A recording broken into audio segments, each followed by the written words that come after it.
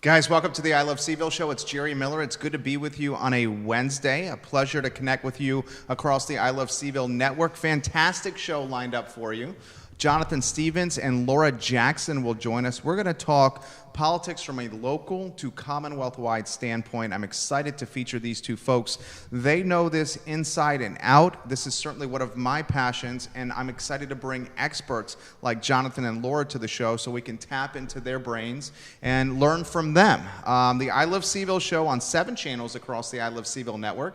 And if you have a comment, a question, something you'd like to relay to Jonathan or to Laura, I'm happy to do that. Just punch your comment or question into the Facebook comment section on whatever stream you're watching, and we'll pass it along to them. Before we get to Jonathan and Laura, let's thank some of the fine folks that make the program possible. First, I'd like to spotlight Intrastate Pest and Service Companies. We are their advertising agency of record.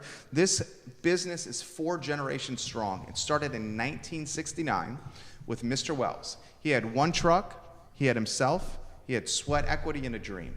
He would go to his first client, he would service his client, and then he would go to a phone booth where he would call the second client and say, from the phone booth, may I come to your home now to service your home as well.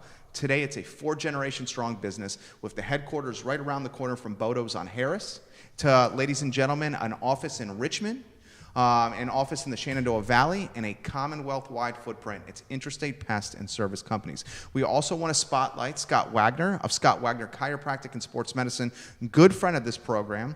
Dr. Wagner, through chiropractic care, through sports medicine, through physical therapy, is changing people's lives. And I love to highlight entrepreneurial success stories like this on the I Love CVille Show. Now, ladies and gentlemen, I have the easy job. I get to sit in front of this microphone and be myself every day and connect with you through the I Love CVille network. Harris Tolber, Judah Wickower, and the team upstairs, they have the difficult job. They keep us online and make sure that I am focused, which is not an easy task every single day to do, and I applaud them for that. Harris Tolber, I think on that note, what we should do is we should go to the studio cam, and we should welcome Laura and Jonathan to the set. First, I want to say thank you, Laura and Jonathan, for joining us. Thank you You're for quite having welcome. us. Appreciate having us. Yes, absolutely. I'm looking forward to having this conversation. Before we get into the politics, I want to get to know you guys personally. Ladies first. And the question that I have for you is, who is Laura Jackson, the person? What are her hobbies, her interests, what she likes to do, what she likes to do with her time? Show is yours, Laura. So I'm a naturally competitive person, and I did have UVA winning my March Madness. Nice, bracket. good for you. But I was still second in my family pool, so very competitive. But I do like to watch sports. I do like the local universities and how I was able to pump through the society. I went to VCU, another basketball Go Rams! school. Yeah. And another kind of urban environment. I really do love Charlottesville, though, coming from Richmond. And then Laura Jackson, the person, also likes plants, gardening, and I like comedy. Like, I like to have a good time and, have this things that can make you shut off from politics, because that's something I'm very passionate about, and I'm willing to go to the mat for it, but you gotta have some things. An escape. You have to have some things you can laugh about that's not political. I That's love not it. life or death. I love it. What about Charlottesville? What about Central Virginia you love? Well, I just love Charlottesville. It's a very nice community that I'm getting to know. I moved here in 2018, and now I'm starting to see the same faces over and over again, and people are starting to say hi to me back, and I feel like I've started to establish some roots here. I just think it's a beautiful town. It's lovely. I love it. Let's sizzle reel that answer. That was a fantastic answer from Laura, and the sizzle reel is a highlight from the show, which we will send to you guys. Jonathan Stevens, I have seen first at ACAC. This guy is Diesel. I think at one time was a competitive weightlifter, bodybuilder. Bodybuilder. I did Bodybuilder. a master's bodybuilding competition in 2016. I mean, dude's jacked. Let me put it that right there, okay? Guy Sloan, we will get to your question, or Guy Solon, we will get to your question here in a matter of moments. He's got a good one for you. All right, great. Before we get to that, let's talk about you personally, hobbies, passions, interests, what you love about Charlottesville, all that. Yeah, absolutely. Well, you outed me on one of my hobbies and interests is fitness training, bodybuilding, weightlifting, powerlifting, probably any days of competitive powerlifting are behind me, but I can still look pretty. So do a little bodybuilding now and then, and just try to stay in shape and train my friends non-professionally, just for fun. To help them out, and I got re-addicted to playing golf. Nice. About 4 years ago, my daughter, or almost 5 years ago, my daughter was watching the British Open on TV when she was 5, and said, "Daddy, I want to play big golf, like instead of putt." And so that one thing led to another, and now I'm playing a lot again and competing in tournaments for the first time. Favorite courses?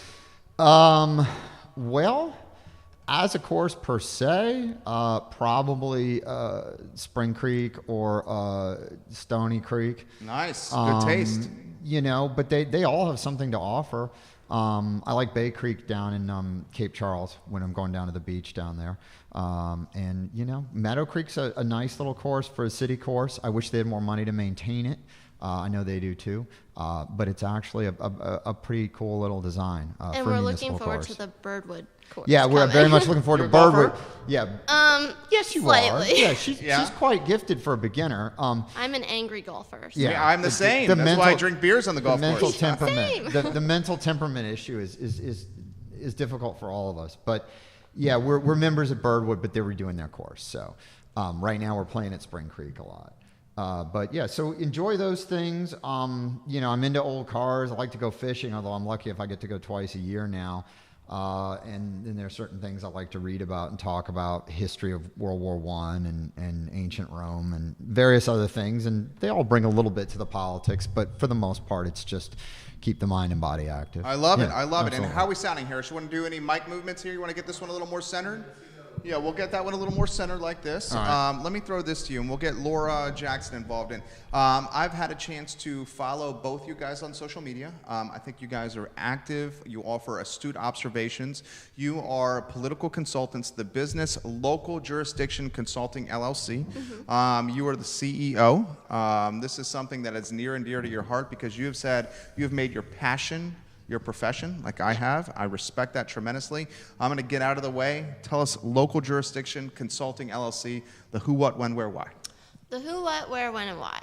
The when is 2018. It was following the caucus convention for the nomination in the 5th Congressional District. And, whenever you work for one candidate, you're heavily invested, and it's kind of ride or die whenever the nomination is decided or the general is decided. And after I worked for Andrew Sneathern in 2018, and after he came in second at the convention, I was like, man, what a bummer. If you had one candidate with qualities from the field, multiple candidates, then you could go further. And so after the caucus and convention, I decided that I would want to support multiple candidates at once instead of the hypothetical of I wish I could have brought 4 different qualities into one candidate. Right. You wanted to hedge. I wanted to have multiple candidates then that I was, invested in, and that I could actually do more with my expertise. And then so Jonathan and I created Local Jurisdiction Consulting in May of 2018. So Awesome. It's coming up on, actually, I think it's April 24th. It's coming up on his birthday soon. Congratulations. And we found success in that, and we have since then worked for multiple candidates, whereas previously I've worked for Andrew Sneathern, then Elizabeth Guzman, and that's a 24-hour job when you're working for one campaign as a staffer. So now I'm a consultant, and I make multiple candidates work within my schedule. I love it. Put the business in perspective, Jonathan, from your standpoint, and then I'm going to get back into this question for you. 24-hour job, 365. Well, not 365, but 24/7. I'm going to ask you kind of like put the day-to-day grind into perspective. First, the business in perspective from your standpoint. Yeah, I mean, I agree with everything Laura said, and I think in addition to having your hands linked up with a couple of different campaigns where you might be able to support several good candidates who do different things, but that you're all sort of in favor of. There's also the business proposition that she alluded to, which is you don't go from 100% to nothing if somebody loses. Political campaigns are like, with the exception to some extent of a long-term incumbent in a seat that they have to run for frequently, like U.S. Congress or House of Delegates, political campaigns are like startups. Somebody decides they're going to run. They start from nothing. They may be willing to invest a lot of their own money, which is no different from a person sort of having an angel investor or something. But they start from nothing organizationally, and they may start from nothing money-wise. And they've got to build that up over anywhere from a few months to at most, even presidential campaigns are less than 2 years, to quite a large organization compared to the area they're covering. So it's exciting, but it's very draining. And I think one of the things that's neat about having multiple clients and is sort of, they're often at different stages of their campaign. So for example, right now, you might be, and we are, helping people running for state or local office in a hotly contested primary. You might have another client who is already the de facto nominee because nobody else filed, and he or she might be looking more towards November. So you're working on different things, different stages of a campaign at once. So it's not like you just do stage A with every single candidate all in the same week. Although sometimes that happens, like when there's a filing deadline like we just had, you're doing similar things for multiple organizations. I love it. I love it. Sizzle reel that answer, Harris Stolper. That was a very good one. 24/7. You were talking about that with Andrew's campaign. And Guzman's. Yeah. give us the day-to-day. I mean, every day is probably different. Yeah. Well, in Guzman's campaign, I was actually the Fauquier organizer, so I was in the 5th district. But I was the rural organizer. Okay. Because she does overlap between Prince William County and Fauquier County. So you definitely do have to show up in every single part of your district. You do have to make an effort to organize in the rural areas too. So Guzman, a testament to her for having someone, me, there. And then basically my day-to-day was, as a field organizer, start at 10, make some phone calls, have a one-on-one with a few people who wanted more information or wanted more details about the organization, if need be, go back on the phones. Then I would always knock a packet a day, and then I would get back on the phones. And my real goal was to recruit volunteers and everything, and then supplementary to that, I could attend a few fun events. But really, it was just to keep the machine going. And what we call field is whenever you're like talking to voters, direct voter contact. I love it. I've heard through one of the candidates that is running today that you are a field organizing wizard. Like, that was the exact words that she used about you. No BS whatsoever. I'm going to do a follow-up question with that. I would think that with your, and I'm just getting to know you, but with your, like your personality, your outgoing tendencies, you're clearly a people person, that you like to be around the energy of other people. They kind of feed off that energy, and you're able to, not leverage, but you're able to position it, correctly to motivate and lead people to a common goal. Talk to me about that. Yeah, I would agree. I'm definitely an extrovert. Both me and Jonathan are numbers people, and so when you have like an extrovert matched with some number sense, it's all about, I need this many people per day, I need this many supporters, and when you think of it like that, every no gets you to a yes, and if you don't take the no's personally, you're going to end up with far more yeses. If you can keep plugging through, you can actually say that I want to talk to 90 more people after you have like a couple bad phone calls. Whereas, if you're not an extrovert, or if you're a little self-conscious, or you don't have the number urgency driving you, it's really easy to, to bog down, to have too long of conversations, and, to not be as productive as you could be. So I guess. What do you think about that? Yeah. I think that's exactly right. And, I'm glad Laura brought up her mathematical perspective, because that was one of the things that first struck me about her. We were working together on a campaign, and she just had cooked up a relatively straightforward but fairly sophisticated mathematical model to see whether we were hitting targets in certain precincts and areas and things like that. And she just sort of assumed that it's what anyone would do. And having a little bit more experience, I knew that it was what very, very few people did, and only a small number more could understand it. You don't have to be a super mathy person. I think if you're a good communicator and listener and you work with mathy people, that can be all right. But you have to at least accept that metrics and mathematical models and measurements are useful. And then you also have to have the piece where you can talk to people and listen to them. And like Laura said, taking a bit of rejection, at least on behalf of your candidate, is part of the game. It's like it's a form of sales. It's like you're selling somebody. In fact, you want them to, at a minimum, get up off their duffs and vote, but you may want them to volunteer. You may want them to give your candidate money. Yeah, open up the wallet. It's a candidate's job. So, and so I'm trying to get you to give me your time and or your money in return. Your most precious commodities. Most precious commodities. Yeah. In return for what? I'm not giving you a fancy piece of software. I might give you a yard sign, but that's about it. You're not getting a product from me. All you're getting are ideas or the feeling of satisfaction that you might get a better world. You might get a better world. You might get things changed the way you want, but it's very intangible. So it's the hardest sales job there is. It really is. Good answer right there. Patricia Welch, thank you for watching. Alan Stevenson, thank you kindly for watching here on the I Love CVille show.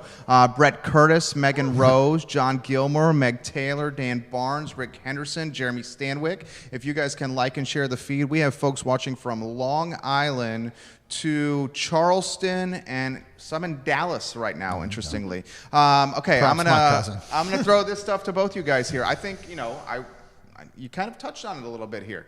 You guys are a couple. Yeah. Yes, correct. Okay, so I think it was obvious. Let's make sure it's, what's it like working and running a business? And one of you guys answer. Running a business with someone that you were also in a relationship with, because my wife is a part of this business as well, and it's rewarding, it's gratifying, it's challenging. I think every day is a different day. It's a matter of choosing battles. Mm-hmm. It's a matter of leaving stuff at the office and not bringing it home, and that is no easy freaking task. Agreed. I mean, you don't want to let who forgot to take out the garbage influence the discussion about who's supposed to do the invoices and vice versa. And I think we do a pretty good job of that. Now, I will say one issue that's definitely true is it's likely that when one of us is stressed from work, we both are. It's not guaranteed, because there's some things that I find more bothersome and some things that she finds more. We complement each other reasonably well. But if a client's going nuts or we're going nuts about something, that's going to be stressful. And so it's not like I can come home and say, babe, I had a really hard day at work. Can we just go practice our putting or take the dog for a walk and chill? And because we may do that, but she may be feeling the same thing. Or I need you to do the dishes tonight. She's like, well, I had a bad day at work too. You idiot. We were there together. So I think that's definitely, everything always happens at the same time. Yeah. But it also means well said. That you don't, I said the plus side of that is divide and conquer. Yeah, and you get to spend more time with each other. That's true. We spend almost every day together. Right, absolutely. Except for whenever we are taking time off work, and then we can choose to go golfing together, or I can be with the dog doing gardening, and he can go golfing for once. Right. So your challenges, your successes, trials, tribulations about the partnership. I think one of the challenges is the Laura Pack, a project that we started as well, because... Put that in perspective. So, you got traction. Tell them what it stands for. The Laura Pack stands for Local Alliance for Urban and Rural Advancement, and Laura is now an acronym. And also her name. And my name. I thought it was great. It's brilliant. It is brilliant. Yeah. I think the person that thought of that acronym deserves a Nobel Prize. Okay, wait, is that him? That's him. Yes. You guys did a debate. It was pretty successful. Awesome. Yeah, that was a great success. Yeah. We were really pleased with that. So that was one of our successes. Now, the company and the PAC are separate, right. But we don't take a dime from the PAC to us. but all of the knowledge is our consulting put forth in a PAC. That in the business world is called vertical integration. I mean, you guys are creating a vertically integrated political model where you can service the candidates while also potentially having this PAC that is on the side of the horizon that if you want to, could potentially offer another platform, potentially funding. Is that fair to say? Yeah, it is. I Yeah. mean, money's not the core of it. We more, I mean, I suppose if we raised more one day, it could be. But in Virginia politics, which we can get to discussing this in a moment. Yeah. In Virginia politics, it's a state PAC. So any state and local election from soil and water or school board all the way up to governor. state senate. Yeah, but we say school board to state senate because that's kind of the range of our focus. And I would say the core of our focus are local offices, often at the county or citywide level, like a city council or a sheriff's race or a Commonwealth attorney race, and then interesting House of Delegates races. That probably forms the core of what we look at. Which is why we did that. We did our first event of 2019 in Charlottesville. We wanted to promote. It crushed it. Yeah, it was pretty good. We wanted to promote the city council candidates who are running in the Democratic primary. We know that there were murmurings of independence, but we were like, let's save that for another time. We have already 4 candidates as of then, and then it turned into 5. Right. And then we got about 150 people at the Haven. I think we definitely were able to get the press there, and that's one of the things that You made it a platform. we made it a platform, and I think we kicked off the season well. We were thrilled. I mean, this is one of the things that we could really tell you about the mechanics. We opened it up for the candidates to offer questions, knowing that they would be asked, but so would the other candidates. We opened up to the public for questions. We probably got about 40 questions, and then we worked. Then you had to vet them. We had to vet them, and we had to synthesize them as best we could into 8. Right. They were multi-part. Because they don't have all day. They don't have all day, and we went over with Isaac, who works for us in the PAC. Is that Pinkston's campaign manager? He is. Okay. He is. So the PAC has no association with Brian Pinkston's campaign, but Isaac does sort of wear 2 hats. He's kind of a wizard. Yeah. He is definitely. He is. Wizard. He's a rising star. I see that. So we sat down with him over several nights, and we gamed out. Well, what if we gave him a minute? What if we gave him 2 minutes? All those things. And we, I will say that Bob Fenwick was hemming and hawing, and we said, "Look, Bob, you do what you like, but we're going to cut you off. We're going to cut you off. You're not an announced candidate. We can't let you participate if you're only maybe. If you want to be in, you're in. If you don't want to be in, then you're not in." So, and then afterward, we noticed both there on the spot and in the sort of that evening, afternoon, maybe the next day or two, it did seem like all 5 of them got some significant FaceTime with the media. Front page Daily Progress. Yeah. 6 and 11 o'clock on NBC 29. And they got individual interviews. Yeah. And, I know some of them, maybe all of them, been in here to talk to you. And some of that might have been before, but I think it was mostly after the debate. Yeah. And I think that that's what we wanted. And I sent messages. We all sent emails and things to all of them, Facebook messages saying, when we saw them posting an interview, we said, this is great. This is just what we wanted. We sent them the list of everybody who signed in. Mm-hmm. So that was a help. It was equal footing. They all got it, and then it's up to them to do with what they want. One thing I think that we did really well at that forum that we got positive feedback on is we had the questions printed out. Uh-huh. So we had about 200 pieces of paper that also had the paid for and authorized by. Gotta always have that. Yeah. And so it was very clear for everyone in the audience. You didn't have to repeat the questions multiple times. Right. And it was just really great because everyone knew what the candidates were answering to. Well, I love it because it was fair, and it was diplomatic, and it was highly visible. And it was a great springboard, and kind of what we're trying to do with this show, a great springboard into educating the marketplace on who's running, regardless of political alliance. You just want to get knowledge out there. Absolutely. And part of what we're all about in the PAC is encouraging people that we think are good and decent people, and hopefully better than decent candidates, but maybe very often are first-time candidates, or they've run for some very low office and now they're stepping several steps up, say from school board to state senate, and which is then a very different animal. We want to incentivize them and help them. Most PACs will come in and give you money if they like you, an endorsement. They may buy you some media. What we aim to do is something that I've wanted to do, and Laura independently have wanted to do for a long time. What we aim to do is help them with advice and really how to run their campaigns, and in fact hope to have enough money to incentivize them. So maybe we give you, I think that's going to happen. Yeah, we give you $500 now, and then if you do X, Y, and Z and talk to this many voters, we'll give you another $500. The point being to help them a little bit, but also to give them a motivator to do what we know they need to do, but which may seem surprising to them or onerous. I love it. I love it. So let's get to some of the questions here. I'm going to throw this one from Alan Stevenson. And he says, are you all planning to host a debate for the 18th district primary between Shields and, is it Gallant? It's Galante. Galante. Yeah. Open-ended question. Where do you guys want to go? Who's going to take that? Well, I'll say probably not. Okay. I think we're in a position in that race where we are staying neutral. Where our PAC needs to stay neutral. Okay. If we're going to keep within our ethical boundaries. Okay. So we probably would not feel comfortable hosting an event there. I know that it's the Fauquier Democratic Committee is having an event. The date is escaping me. Maybe they haven't set one yet. 2nd of June. You can find that online. It's not quite at the very end, but it's sort of right. They aim to do it late when they think people will be paying attention. When you get on the phones and go out and talk to voters, you realize that people have busy lives, and most people tend to tune in just in the last week or two. Right. When they've got the most information, they can think about it for a little while and make a decision. Ian McNully, thank you for watching. He's tuning in right now. Joe Finazzo, Sal's Cafe Italia.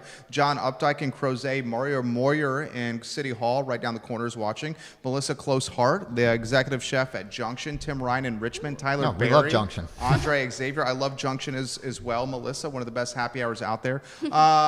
City Council. City Council on the front page, on the 6 o'clock news, the 11 o'clock news, on the radio stations, on the show. We love the race, City Council. Yeah. I love how competitive this one is. Frankly, I would like if there was a little bit more maybe diversity with the candidates. That's my opinion, not your opinion. You know, I'll let you guys go anywhere you want. I'll start open-ended. Charlottesville City Council 2019, the June 11th primary is a big one. And we also have some independents, notably Bellamy Brown, who I think is a front runner who could get a seat on council. Your thoughts on this race? Well, looking at the reports came out on April 15th for the financial disclosures. Lloyd Snook. Yes, I was about to say, he's been stacking some paper. Very impressive. Yeah. And I think that's noteworthy, but really you're seeing at least 4 of the 5 candidates, have 4 digits. Like they have the start of something where they can actually do some serious campaigning.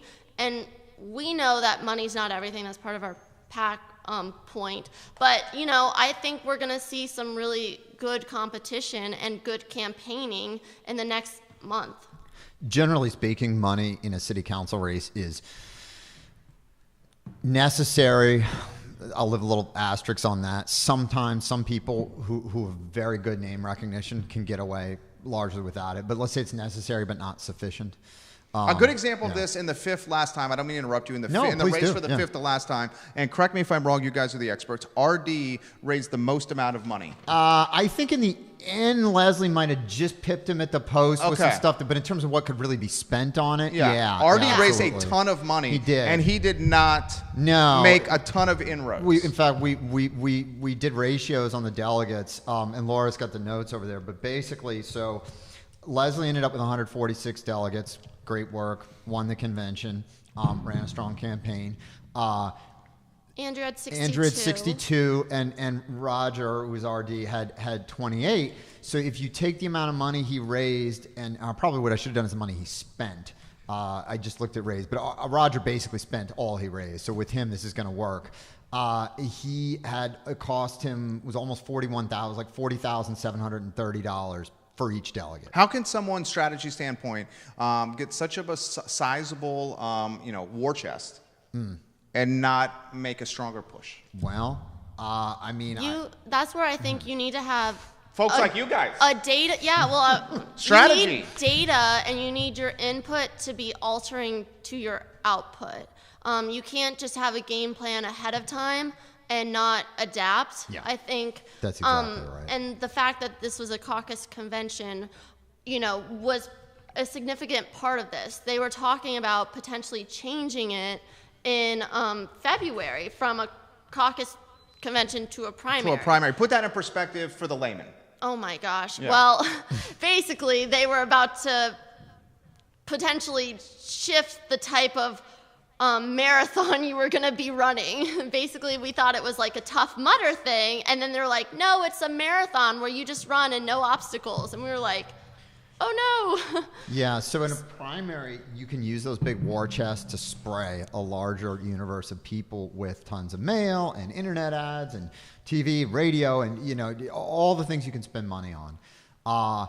And, you know, in a primary, you maybe be looking at 20 to 40,000 total votes, maybe even 45 in a really hot race. What's the cost per vote? And so, yeah, so primary, a general heuristic for a primary would be that it's probably $10 to $30 per vote. And obviously, it's not like you're going around handing people money. This isn't Boss Tweed in 1850, but we're talking about the effort to get the vote. The effort, the people you have to hire, the ads you have to buy, all that sort of stuff.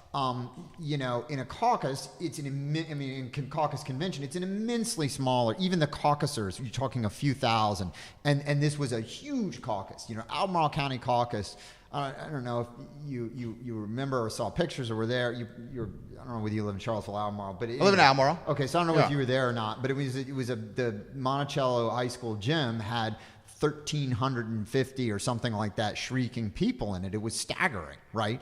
But even that is really not very many people compared to the number of people that will vote in a hotly contested primary. So in a caucus, your money is spent much more per caucuser. So even Andrew Sneathern, who had by far the most financially efficient campaign, spent $4,500 for each delegate he earned. Leslie spent about $8,500, and Roger spent about $41,000. So even a tightly well-run campaign, it's expensive.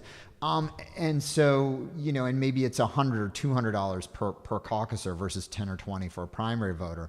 But the difference is when you're reaching that bigger universe, a lot more of your communication is through mass media. When it's a caucus or a convention, your communication that matters is coming from the candidate, it's coming from the staff, it's coming from the core volunteers, talking to people door to door, neighbor to neighbor, person to person, voter to voter, right? And that is always the most effective way to persuade somebody. I was startled, and guys, let's Virginia, your mom has got some knowledge for us. Our candidate forum for Laura and Tristan is June 1st, 11 to 1 at the Warrenton Community Center. Thank you, Virginia Jackson, for letting us know that knowledge. I was startled, and guys, this knowledge is in the Daily Progress. Nolan Stout released a story, I think it was either today or yesterday, about the campaign financing for the Charlottesville City Council race. Lloyd Snook has a freaking sizable lead. I think his number was at over 28,000. 28,000, yeah. 28,000. I was startled, and this is a question for you, of how much money is being allocated by all the candidates to yard signs. I mean, I appreciate yard signs. I see them constantly when you drive by there. I thought it was just a staggering amount. I want to throw that to you. I also want to throw this to you. How does someone like Aloy do such a good job of raising so much money? His office is right down the hall here.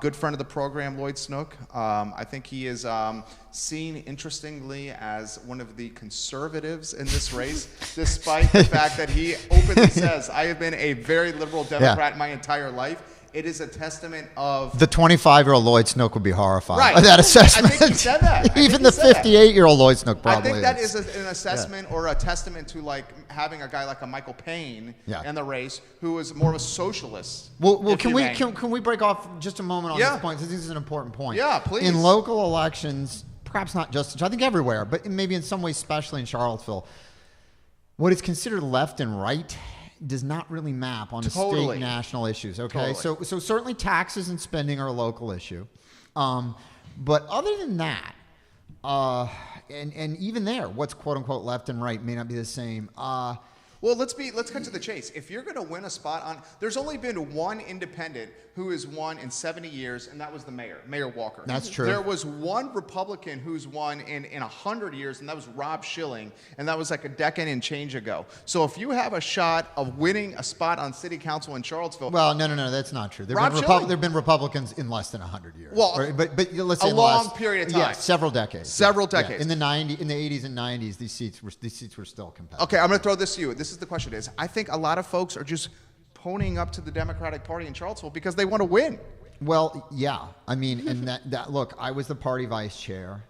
And I think that I understand people's frustration of Jeff Fogel. Lots of people have gotten up in my grill in front of polling places, shrilly asking me why I was backing the Democratic ticket. I said, look, I'm the vice chair of the city party, which I was at the time. And what you sign on for is that unless somebody is absolutely morally repugnant, if they win your nominating process, you support them. It's a collective action problem. And you know, I understand the appeal of a sort of a no parties thing at the local level. The problem with that is there's no way to consolidate that down months before the election. And then you talk to me what that means. Yeah. Well, in a primary, obviously, it's a nomination contest. This Charlottesville is a very blue Democratic place, but so a lot of people probably lean left anyway.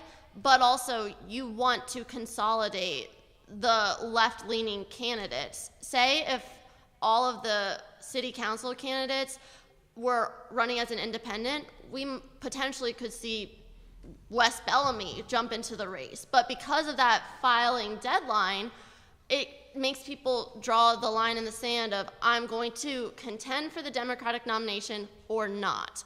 And so really all of these 5 people are saying, I want to be the Democratic nominee. I'm willing to stick my neck out for as a Democrat and risk winning and losing the election in the primary and then doing it again. Right. But I think that's important for voters because you're getting a chance to consolidate down your candidates, whereas independents, there is no nomination process. Like Bellamy Brown. Correct. But even if there was Republicans running, it would be beneficial, I think, to voters to have 2 Republicans rather than 7 independents, of like Democrats being independents and Republicans being independents. So it sets some parameters, yeah. and then I mean, people get to choose who, presumably within their kind of spectrum of views, they like, and then the general public can choose. You know, and you could have a Green Party and a Constitution Party. It doesn't just have to be the big 2. Yeah. I think the other issue that we in particular see, and this is one that, you know, I would point to David Toscano. When he first ran for Congress, he ran as a third-party candidate. You know, then he pivoted. Well, I think he had to. I think Tom Vandiver and Jennifer Brown worked really hard to persuade him that it was worthy to be in the Democratic Party and kind of work within the system. Totally. And that was a really smart move on everybody's part, because not only was David a successful city councilor and a respected and successful mayor, I mean, it was when he was mayor that we were the best small city in the country to live in and all those sorts of things. But then when Mitch Van Uries retired, David had a position within the Democratic Party to turn around and run for that delegate seat. You know, and I thought it was regrettable that David did not choose to run for statewide office in 2013. I think, you know, had he chosen to, he would have been formidable for the nomination. And, you know, he would have, you know, probably for lieutenant governor or attorney general. Totally. And he, you know, he would have been in position to do that because he'd come up through the party. If you are an 7 terms. If you're an independent, it is amazing. And if you're an independent, that's a hard transition to make. You're taking off that hat, and now all of a sudden you say, oh, gee, I'm a Democrat, I'm a Republican, or even I'm a Green or something if we get a third party with a little bit more meat on its bones in this country. And now you have to appeal to all these voters. So I think in an ideal world, you know, George Washington wanted there to be no parties. In an ideal world, maybe there wouldn't be, but functionally, there is no democracy on this earth that does not have organized political parties. It seems to be an emergent phenomenon. That's a good response. Open-ended here, city council race. Thoughts, Laura? We'll throw it to you. And Toscano was in that seat, 45 days ago, I think, Harris Tolber. He insisted that we leave his merch, his swag right here on our show, which I was happy to do. I mean, the guy's the man. Yeah. Your thoughts on the council race? If you were, and you know, I guess what you do professionally, you are a betting woman in sometimes of which horse is going to win the race here. Your thoughts on it? Well, I'm also very lucky that I still vote in Fauquier, so I don't have to make the decision between the 5 candidates. I would be a primary voter here if I lived here as my voting address. But I do think that there's a lot of qualified candidates. I would have a very hard time making 3 certain choices. I think I got 3. You got 3? Can I put you on the spot 2. for 3? Of who's going to win? Yeah, what the 3 spots are going to shake out to be in November. In November.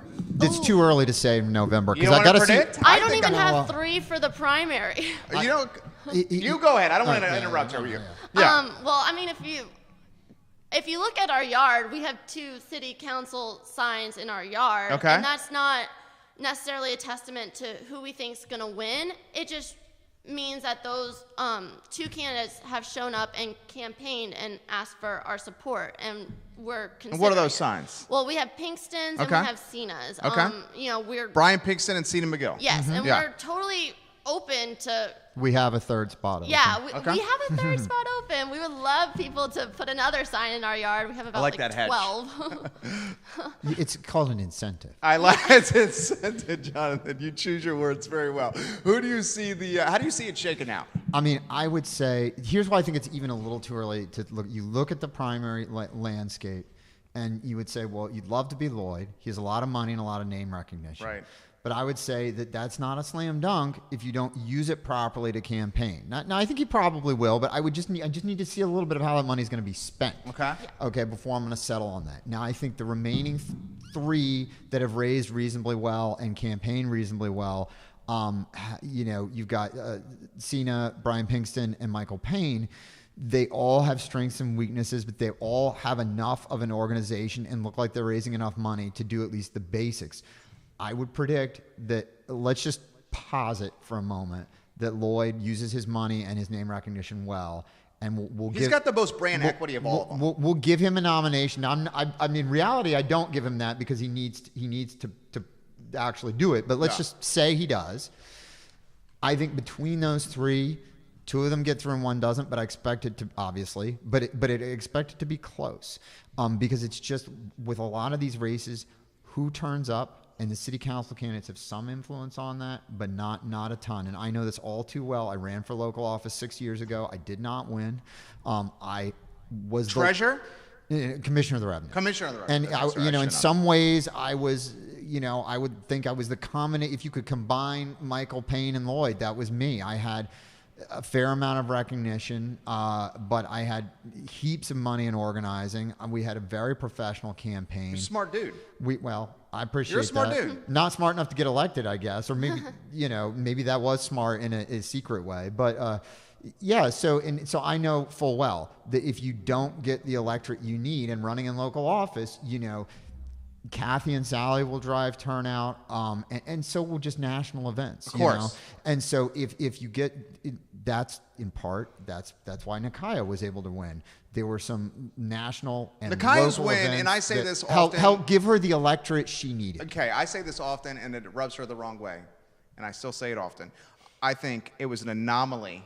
It was a collision of a lot of different circumstances all happening at one time that propelled her to a spot on council. Everything's an anomaly until it happens again. That's true. It was a very, very narrow race, so I would concur with that. Yeah, she under 8,000 votes. Well, but there was a lot of people voting in a city council election. Totally. And so my point is, post 812 and the current council during 812 bungled it. August 11th and 12th, and in addition, the national environment, and then some things that happened in the media right before that election, not only helped her get her message out in a way that highlighted issues she'd been wanting to highlight, but it also, frankly, got people to vote for city, either to vote at all or to vote for city council, who otherwise wouldn't have. And so, a lot of people Google headlines on election day. Yeah. So if you're, and if not, they're on your Facebook newsfeed. Mm-hmm. Yeah. So I would say if you're Michael Payne, you're 26 years old. Yeah.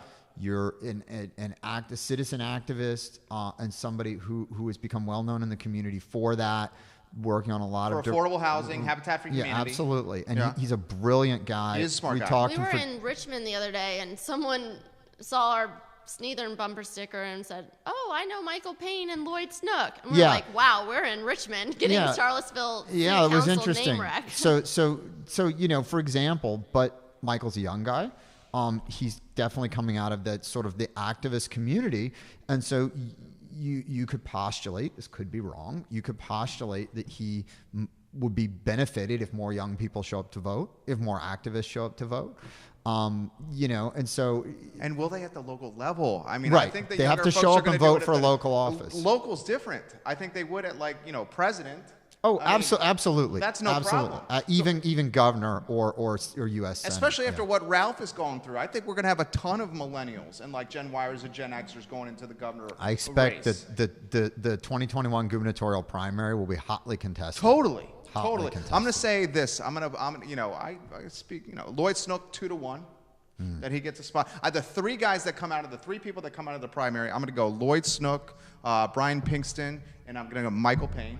And then I'm going to say Bellamy Brown is a force to be reckoned with on the independent side. And then the 3 spots on council, Lloyd Snook, Bellamy Brown, and then it's a toss-up between Pinkston and Payne. I'm going to put Lloyd Snook a 2-1 favorite. I'm going to do Bellamy Brown 3-1, and I'm going to go Pinkston and Payne, say 4 to 5-1, and then the field at 9-10-1.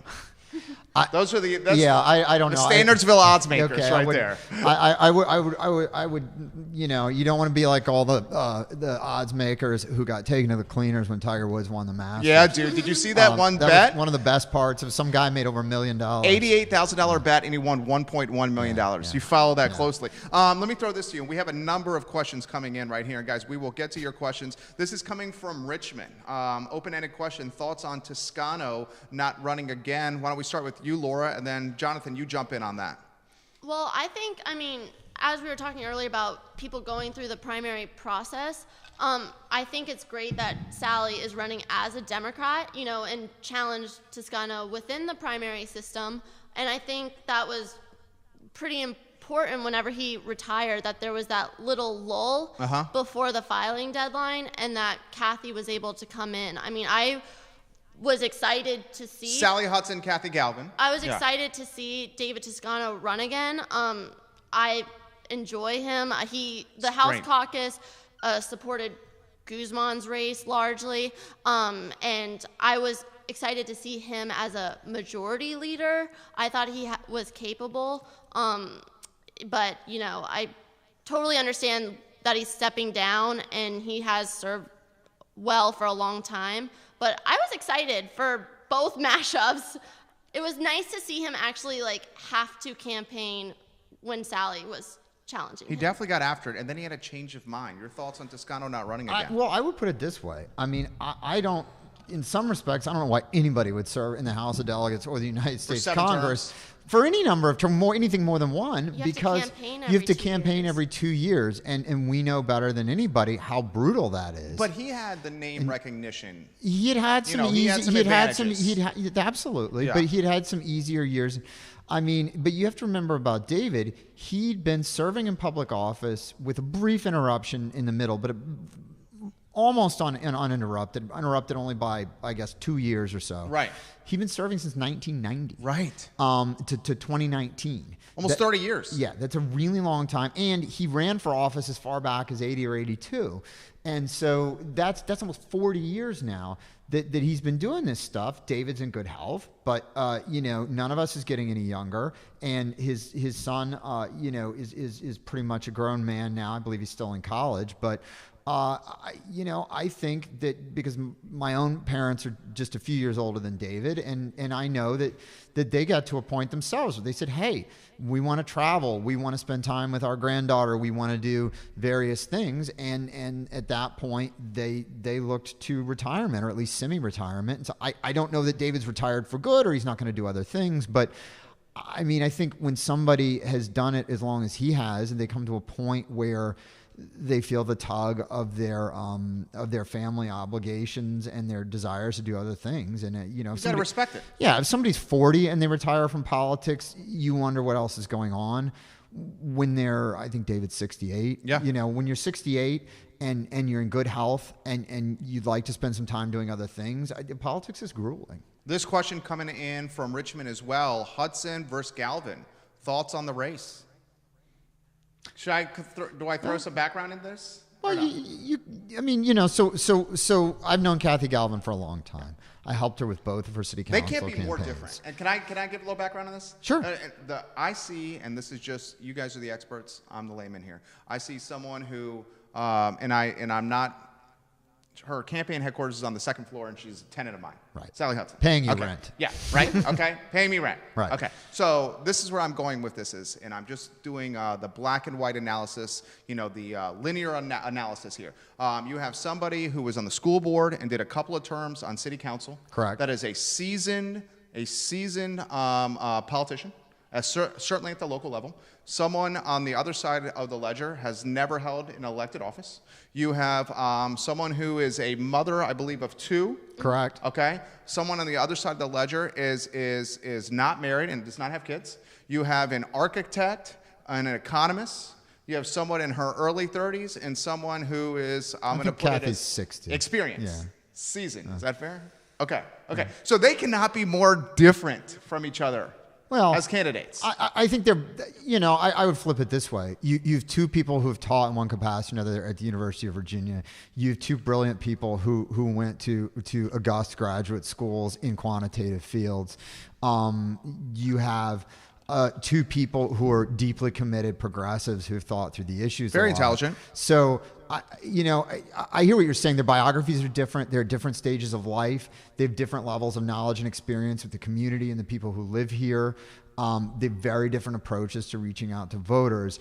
I don't know that from, 500 feet away, if you stripped away their biographies and, if they would be as different. And one of the things that's a little distressing to me, although I recognize it as a political reality, is that from my perspective, very often, and this is what I was going to say about local politics especially, people tend to be judged by their biography or by, the sort of images that are in their campaign stuff as it's because of these. Well, yeah, but even if it was true before that, being progressive or conservative or this or that. And like you said, the idea that Lloyd Snook is a conservative is risible. It's crazy. It's risible. Right.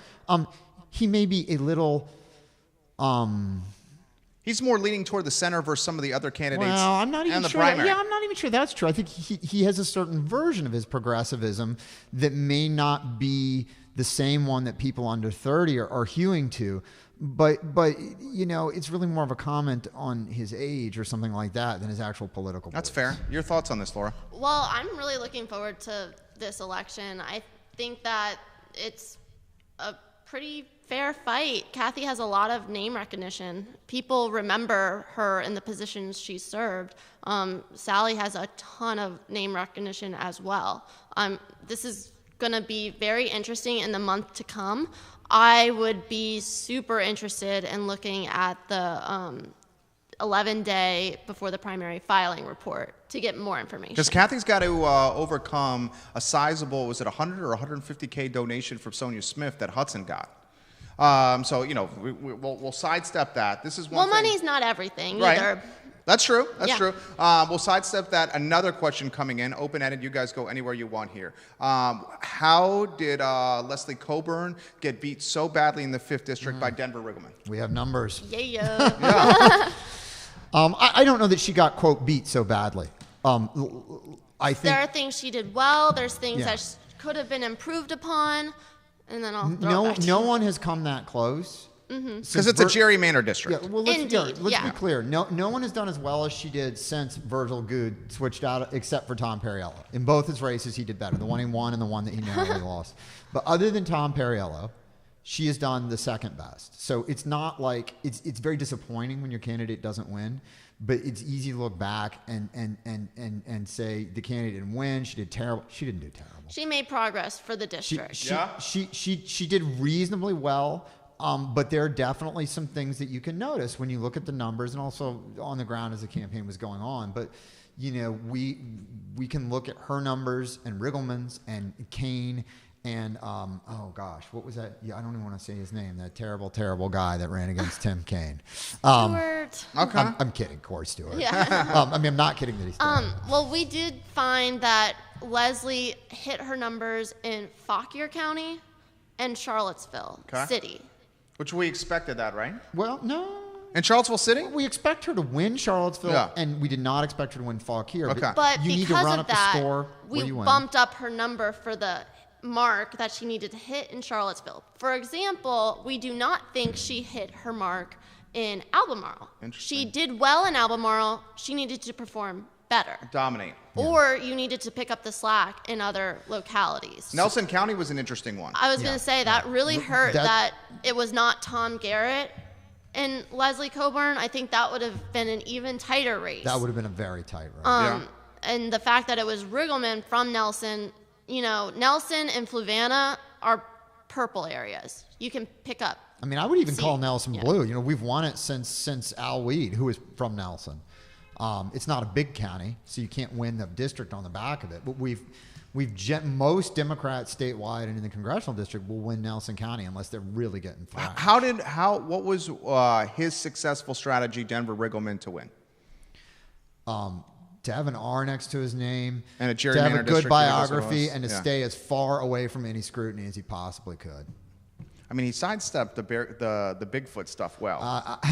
We thought that was kind of You thought it was silly. hokey? Yeah, We that didn't was care strange, about to it say as the voters least. ourselves. I didn't So really care about whenever it. I Yeah. don't care about something, you know, and I live And in you that follow it. Yeah. And I live in the You live and district, breathe it. and I'm like, well, I don't think that's going to translate well to other voters. It was just a juicy circus for the media. Right. Just It was a clickbait- headline. Clickbait. Yeah, clickbait. That's a good description. What is the day-to-day like for somebody like an RD or like a Coburn or like a Denver or like a Kathy or a Right. Sally to win a prominent position? What is their day-to-day like in a race? So as a declared candidate, what are you doing day Yeah. to day? Like time, everything. Yeah, so I mean, it's going to depend a little bit on the office.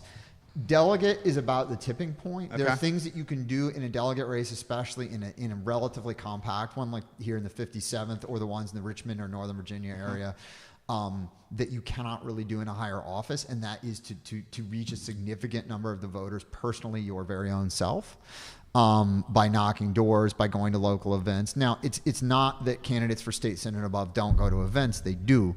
But when you're starting to need to get 30, 40, 50,000, or the case of a congressional district, 125,000 or more votes, it is not remotely possible for the candidate to reach any significant percentage of those people herself, either on the phone or at the doors. So in that case, what she has to do is spend most of her time raising money. Unless she happens to be able to fund it herself, in which case she can have a lot more public events and things like that and do more kind of media stunts or media events, however you want to put it. But they spend an enormous amount of time on the phone raising money. Now, down at the delegate level, it's a little bit more of a mix. Where they're going to spend a little bit more time doing the things we think of as like a school board or a city council candidate going to neighborhood associations, even knocking some doors themselves. But above the delegate level, you are on the phone with big donors, meeting with big donors in person, fundraising events, straight call time, which is just dialing for dollars, calling people up, trying to convince them to give you money for your campaign, doing your internet appeals for money. It's money, money, money to pay the people who are then organizing the direct voter contact that is too much for one person. I'm gonna get your perspective here. Let's get some stuff from the audience. Alan says the Bigfoot thing really hurt Leslie's campaign more than Denver's. I think that's some true. Well, it was leaked from her campaign, so in some ways backfired. That on top of her being seen as a DC socialite and not a 5th district resident really killed her campaign in the district. I think there's some truth to that. Martin has a question which I can throw to you. The question is, would your PAC support candidates in nonpartisan races such as Fauquier School Board, City Council, etc.? And he also says, I would say that it is equally as important for a younger demographic to run for office. How do you influence a younger demographic to choose public service and run for something?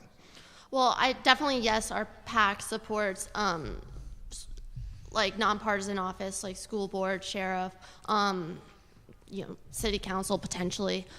We definitely support that. I do concur that the Bigfoot thing hurt Leslie's campaign more than it helped. I thought that was not the headline I want voters to see on election day. Right. That was not substance that would persuade Would have been better to people. be talking about healthcare on election day. Right. I concur. Totally. And as far as getting younger people involved, I think that it comes down to like the local Democratic committees. It comes down to like PACs and neighborhood associations. For example, tying it back to City Council in Charlottesville, there's a neighborhood association hosting a City Council debate tonight at Burley Moran Elementary School. And so that's going to be going on. And then these campaigns need to do the job of reaching out to young people.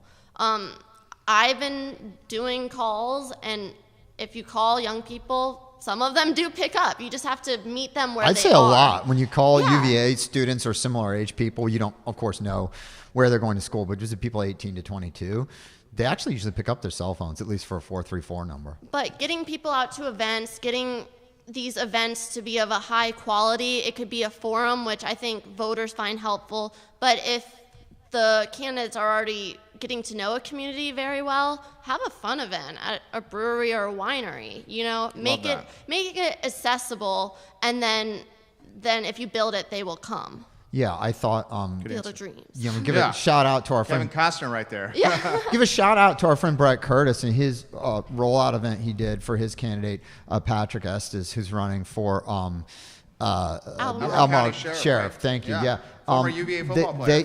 And that was clearly a network they used, and there were 125 people in that room, and I looked around and recognized about 5 of them.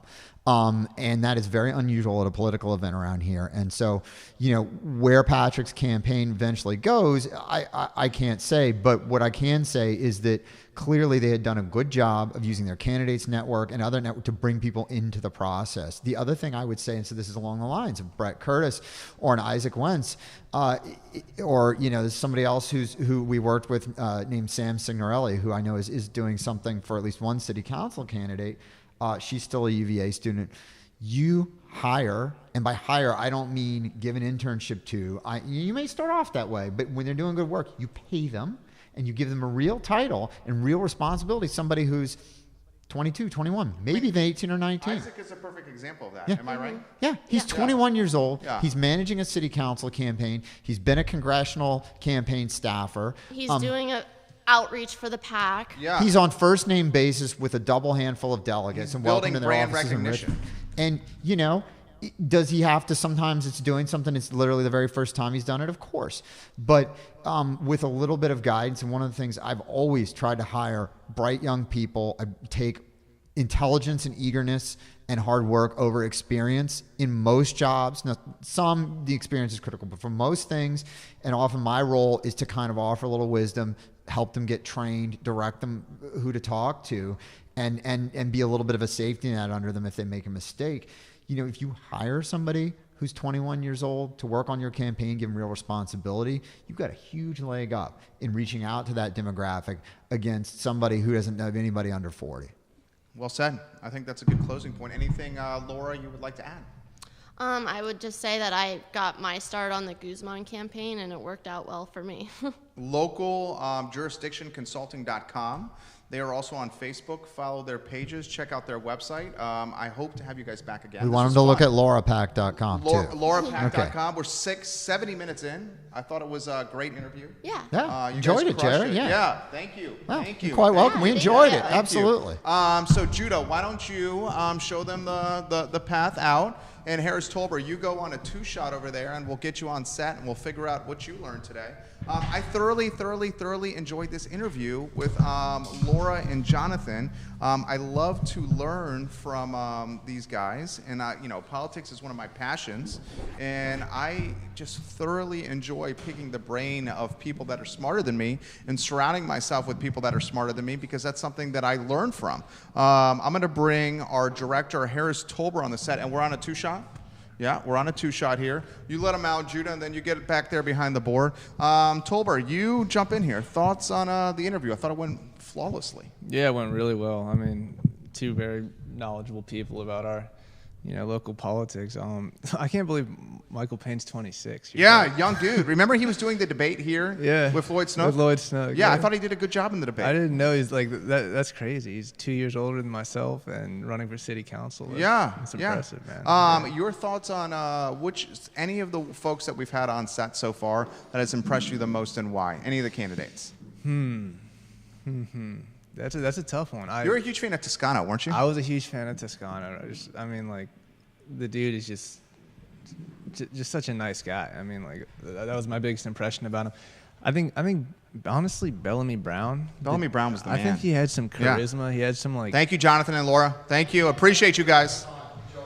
Yeah, he had some charisma. He had kind of like, I don't know. I really got a kind of a hometown hero vibe, like from Bellamy Brown, because he grew up here, went to James Madison University, which is where I went to school. Played soccer, which is what I did at James Madison University. Was like a political science major, I think, if I recall. He went up to D.C. for a few years and like was a Marine.